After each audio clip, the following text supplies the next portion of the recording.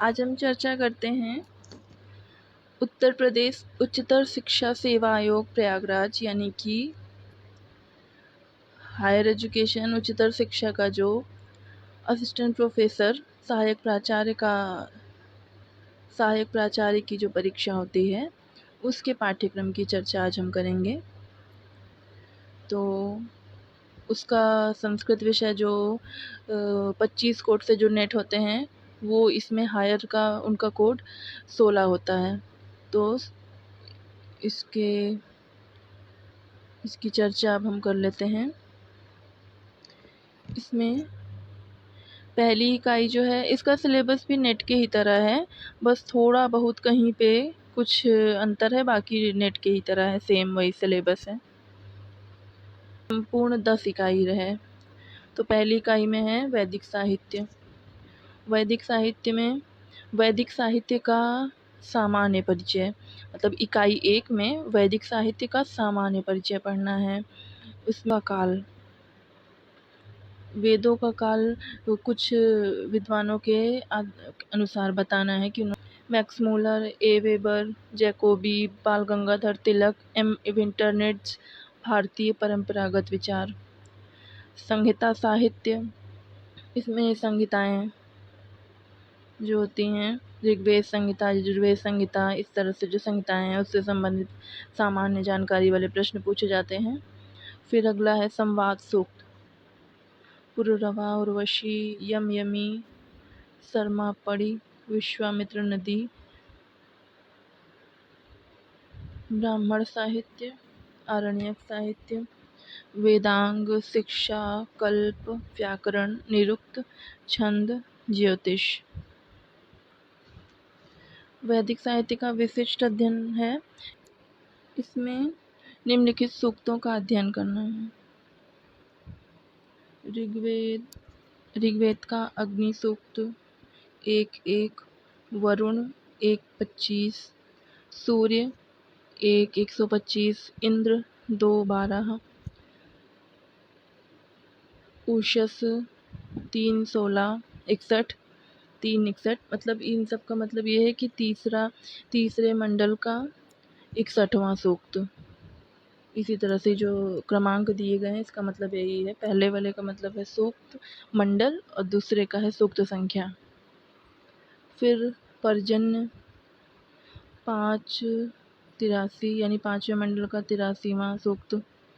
अक्ष 10:34, ज्ञान 10:71, पुरुष 10:90, हिरण्यगर्भ 10:121, वाक सूक्त 10:125, नासदीय सूक्त 10:129।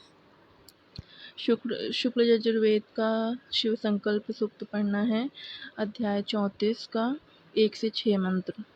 प्रजापति सूक्त में भी अध्याय 23 का 1 से 5 मंत्र। अथर्ववेद का राष्ट्राभिवर्धनम सूक्त 1:29, काल सूक्त 10:53, पृथ्वी सूक्त 12:1। फिर ब्राह्मण साहित्य पढ़ना है। इसके प्रतिपाद्य विषय, विधि एवं उसके प्रकार, अग्निहोत्र, अग्निष्टोम, दर्श, पूर्णमास यज्ञ, पंचमहायज्ञ, आख्यान यानी शुनाशेप आख्यान और वांगमनस आख्यान, 2 आख्यान भी है इसमें इसके पाठ्यक्रम में। फिर अगला है उपनिषद साहित्य।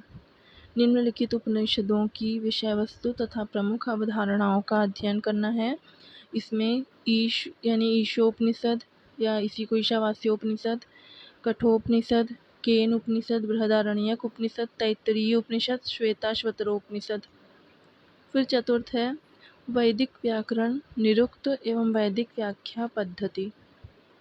इसमें ऋक् प्रातिशाख्य के अनुसार निम्नलिखित परिभाषाएं बतानी हैं, निम्नलिखित परिभाषाएं पढ़नी हैं। समानाक्षर, संध्याक्षर, अघोष, सोष्म, स्वरभक्ति, यम, रक्त, संयोग, प्रगृह्य, रिफित। और निरुक्त जो पढ़ना है उसका अध्याय 1 तथा 2। इसमें 4 पद, नाम विचार, आख्यात विचार, उपसर्गार्थ, निपात की कोटियाँ। फिर निरुक्त के अध्ययन के प्रयोजन, निर्वचन के सिद्धांत, निम्नलिखित शब्दों की व्युत्पत्ति, आचार्य, वीर, हृद, गो, समुद्र, वृत्र, आदित्य, उषस, मेघ, वाक, उदक, नदी, अश्व, अग्नि, जातवेदस, वैश्वानर, निघंटु।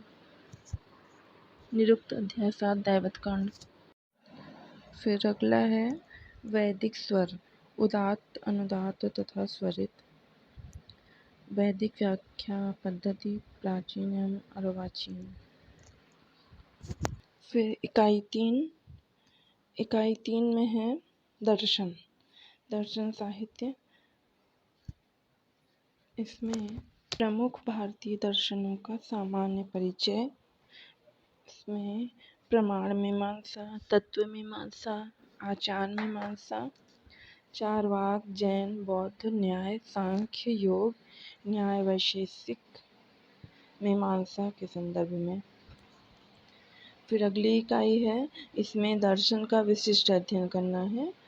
तो ईश्वर कृष्ण की सांख्य कारिका, उसके जो प्रमुख सिद्धांत हैं, सत्कार्यवाद, पुरुष स्वरूप, प्रकृति स्वरूप, सृष्टि प्रक्रिया, प्रत्यय सर्ग, कैवल्य, और वेदांत सार जैसे सदानंद का है, उसके भी प्रमुख सिद्धांत अनुबंध चतुष्टय, अज्ञान, अध्यारोप अपवाद, लिंग शरीरोत्पत्ति, पंचीकरण, विवर्त, महावाक्य, जीवन मुक्ति, अन्नम भट्ट का तर्क संग्रह और केशव मिश्र की तर्क भाषा। इसके भी प्रमुख सिद्धांत पदार्थ, कारण, प्रमाण, प्रत्यक्ष, अनुमान, उपमान, शब्द, प्रामाण्यवाद, प्रमेय, लौगाक्ष भास्कर का अर्थ संग्रह, उसमें के भी प्रमुख तत्व सिद्धांत जो हैं पतंजलि योग सूत्र, व्यास भाष्य, चित्त भूमि, चित्त वृत्तियाँ, ईश्वर का स्वरूप, योगांग, समाधि, कैवल्य, बादरायण का ब्रह्म सूत्र, शांकर भाष्य के अनुसार, विश्वनाथ पंचानन का न्याय सिद्धांत मुक्तावली, इसमें केवल अनुमान खंड पढ़ना है। सर्वदर्शन संग्रह, इसमें जैन और बौद्ध मत जो पढ़ना है वो सर्वदर्शन संग्रह के अनुसार पढ़ना है। फिर अगली इकाई है 5वीं इकाई, व्याकरण एवं भाषा विज्ञान। इसमें पहले 5वीं इकाई में इसमें पहले सामान्य परिचय है, निम्नलिखित आचार्यों का परिचय कि पाणिनि, कात्यायन, पतंजलि, भर्तृहरि, वामन, जयादित्य, भट्टोजी दीक्षित, नागेश भट्ट, जैनेन्द्र, कैयट, शाकटायन, हेमचंद्र सूरी, सारस्वत व्याकरणकार। और इसमें पाणिनीय शिक्षा का भी सामान्य परिचय पढ़ना है। फिर भाषा विज्ञान में भी भाषा की परिभाषा, भाषा का वर्गीकरण, ध्वनियों का वर्गीकरण, स्पर्श, संघर्षी, अर्धस्वर, स्वर, संस्कृत ध्वनियों के विशेष संदर्भ में, मानवीय ध्वनि यंत्र, ध्वनि परिवर्तन के कारण, ध्वनि नियम, ग्रिम, रासमन, वर्नर, अर्थ परिवर्तन की दिशाएं एवं कारण, वाक्य का लक्षण व भेद, भारोपीय परिवार का सामान्य परिचय, वैदिक संस्कृत एवं लौकिक संस्कृत में अंतर, भाषा तथा वाक में अंतर, भाषा तथा बोली में अंतर। फिर 6ठी इकाई में इसी का विशिष्ट अध्ययन करना है हमें, यानी व्याकरण का विशिष्ट अध्ययन करना है। इसमें कुछ परिभाषाएं हैं, इनको पढ़ना है, जैसे संहिता, संयोग, गुण, वृद्धि, प्रातिपदिक, नदी, घी, उपधा, अपृक्त, गति, पद, विभाषा, सवर्ण, टी, प्रगृह, सर्वनाम, स्थान, भा, सर्वनाम, निष्ठा, संधि, संधि, हल संधि, वितर्क संधि। ये संधि के लघु सिद्धांत कौमुदी के अनुसार पढ़ना है। फिर इसके बाद फिर आ जाता है रूप, सुबंत रूप, अजंत, राम, सर्व, तीनों लिंगों में कुछ शब्द रूप दिए गए हैं, इनको पढ़ना है। मतलब अजंत में ये राम, सर्व, और हलंत में लीह, विश्ववाह, चतुर तीनों लिंगों में, इदम तीनों लिंगों में, मतलब कुछ अव्यय रूप भी पढ़ने।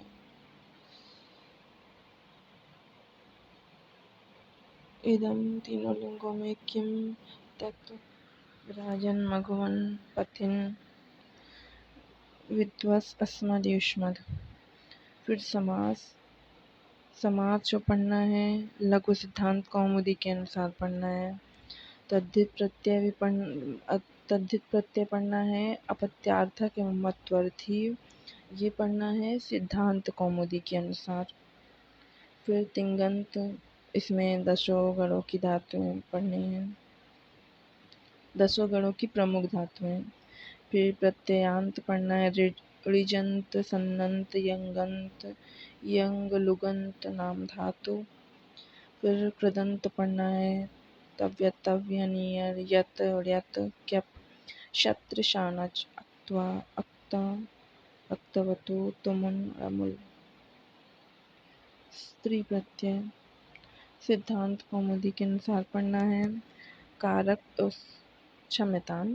स्त्री प्रत्यय लघु सिद्धांत कौमुदी के अनुसार पढ़ना है कारक प्रकरण सिद्धांत कौमुदी के अनुसार। फिर परस्मैपदी आत्मनेपदी विधान भी पढ़ना है सिद्धांत कौमुदी के अनुसार। महाभाष्य पढ़ना है पहला यानी पशपाशानिक, इसमें कुछ प्रमुख सिद्धांत हैं उसको पढ़ने हैं। वाक्यपदीयम पढ़ना है ब्रह्मकांड, इसमें कुछ प्रमुख दिए हैं उसको पढ़ना है। फिर अगली इकाई है संस्कृत साहित्य काव्यशास्त्र एवं छंद परिचय। इसमें निम्नलिखित पहले तो निम्नलिखित वो कुछ कवि रचनाकार दिए गए उनका सामान्य परिचय पढ़ना है, जैसे भाष अश्वघोष शूद्रक विशाखदत्त भारवी माघ हर्ष बाणभट्ट दंडी भवभूति भट्ट नारायण बिल्हड़ श्रीहर्ष अंबिका दत्त व्यास पंडिता क्षमा राव वी राघवन श्रीधर भास्कर वाणेकर। काव्यशास्त्र के छहों संप्रदायों को पढ़ना है और पाश्चात्य काव्यशास्त्र भी पढ़ना है अरस्तु लॉन्जाइनस और क्रोचे का। फिर अगली इकाई है निम्नलिखित का विशिष्ट अध्ययन, मतलब इसमें भी साहित्य के ग्रंथ हैं काव्यशास्त्र है उसका विशिष्ट अध्ययन करना है। तो जैसे कुछ पद्य ग्रंथ दिए गए हैं, जैसे बुद्ध चरित उसका प्रथम सर्ग, रघुवंशम प्रथम सर्ग, किरातार्जुनीयम प्रथम सर्ग, मतलब जितने भी ग्रंथ दिए गए इन सबके प्रथम सर्ग पढ़ने हैं। और नाट्य ग्रंथ जैसे स्वप्नवासो दत्तम अभिज्ञान शाकुंतलम बेड़ी संहारम मुद्रा राक्षसम उत्तर रामचरितम रत्नावली मृच्छकटिकम, इसको सबका संपूर्ण पढ़ना है। गद्य जैसे दश कुमार चरितम का अष्टम उच्छ्वास पढ़ना है, हर्षचरित का पांचवा उच्छ्वास पढ़ना है और कादम्बरी में शुकनासोपदेश पढ़ना है। चंपू काव्य में नल चंपू प्रथम उच्छ्वास। साहित्य दर्पण पढ़ना है, इसमें भी प्रमुख सिद्धांत हैं इसके, जैसे काव्य की परिभाषा, काव्य की यानी परिभाषाओं का खंडन, शब्द शक्ति, काव्य भेद यानी चतुर्थ परिच्छेद, श्रव्य काव्य। फिर काव्य प्रकाश पढ़ना है, काव्य प्रकाश भी उसके सामान्य सिद्धांतों को पढ़ना है और विशेष रूप से पंचम उल्लास को पढ़ना है, व्यंजना वृत्ति की स्थापना। फिर अलंकार दिए गए हैं, कुछ अलंकारों को पढ़ना है। ध्वन्यालोक का प्रथम उद्योत पढ़ना है, वक्रोक्ति जीवितम प्रथम उन्मेष पढ़ना है। भरत का नाट्य शास्त्र है उसका द्वितीय छठा अध्याय पढ़ना है। दशरूपक प्रथम एवं तृतीय प्रकाश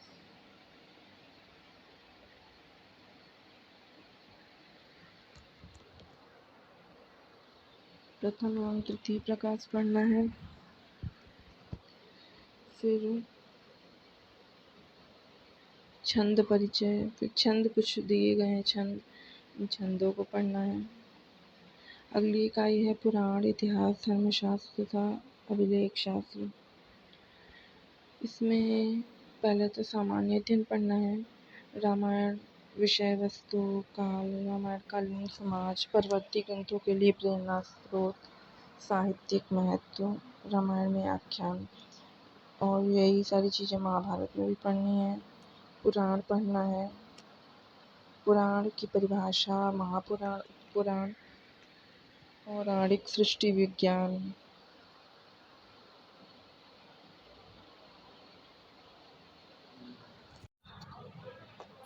फिर पुराण में पुराण की परिभाषा, महापुराण, उपपुराण, पौराणिक सृष्टि विभाजन, सृष्टि विज्ञान, पौराणिक आख्यान, प्रमुख स्मृतियों का सामान्य परिचय, अर्थशास्त्र का सामान्य परिचय, लिपि, ब्राह्मी लिपि का इतिहास एवं उत्पत्ति के सिद्धांत, अभिलेख का सामान्य परिचय।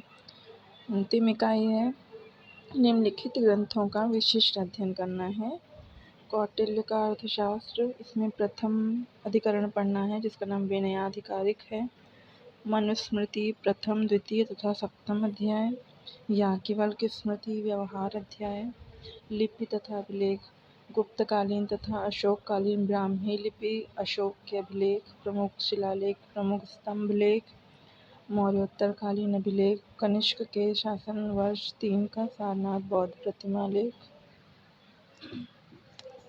रुद्रदामन का गिरनार शिलालेख, खारवेल का हाथी गुम्फा शिलालेख, गुप्तकालीन एवं गुप्तोत्तरकालीन अभिलेख, समुद्रगुप्त का इलाहाबाद स्तंभ लेख, यशोधर्मन का मंदसौर शिलालेख, हर्ष का बांसखेड़ा ताम्रपट्ट अभिलेख, पुलिकेशिन द्वितीय का ऐहोल शिलालेख।